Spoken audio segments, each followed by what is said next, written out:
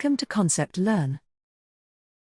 Far we understood what is total physical product, marginal physical product and average physical product, and we have taken an example. We plotted it on a graph. We understood how the different total product AP, MP changes according to the change in the input factor. Now we'll understand relationship etla ante TP ki MP ki AP ki MP ki relationship ela undi anedi we'll understand to this. Okay, so as some factors are fixed, now we change the input factor 0, let it be labor, or let it be another input factor. Suppose now the input varies, how the total product is changing. We have understood that. But now how the marginal physical product is in relation with this total physical product, we'll understand. Ante marginal physical product change avutunte, how the total product is changing. We'll understand the relationship. Now, here what is marginal physical product? For every increase in the input or for every change in the input, how the output is changing is known as the marginal physical product, that is dy by dx. Now suppose that is change in output to the change in input. Now suppose MPP is increasing. Now when the MPP is increasing, TPP increases at the increasing rate.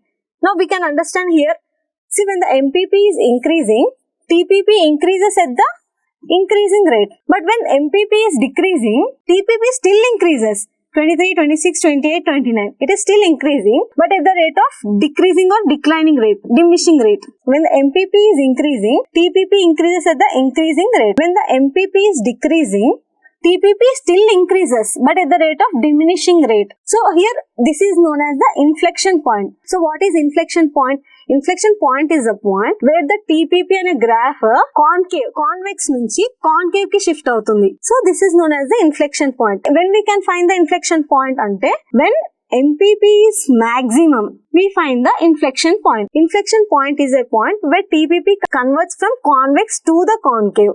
Okay, from increasing rate to the decreasing rate is known as the inflection point. Now, we'll understand when MPP is 0, what happens? When MPP is 0, TPP is maximum. When MPP becomes negative, so when MPP becomes negative, what happens to TPP? It starts declining. So, it decreases.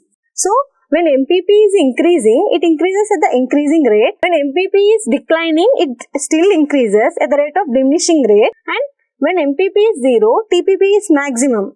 And when MPP decreases, TPP also decreases. So, the slope of TPP is nothing but MPP. Slope of TPP is reflected in MPP. Okay. So, slope of TPP is MPP. Now, we'll understand how MPP and APP are related. So, when MPP is increasing and when MPP is greater than APP, APP increases. Okay. When MPP is less than APP, APP starts declining. When we see here, MPP 3 is greater than 2.5, 4 is greater than 3, 5 is greater than 3.5. Until unless MPP is greater than APP, APP increases. APP increases.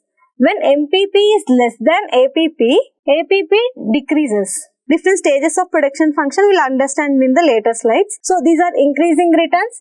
These are constant returns, decreasing returns and negative returns. These are all the important points to be noted. Okay. When MPP is increasing, these are the increasing returns. When MPP is constant, we find constant returns. When MPP is decreasing, we find decreasing returns correspondingly. Okay.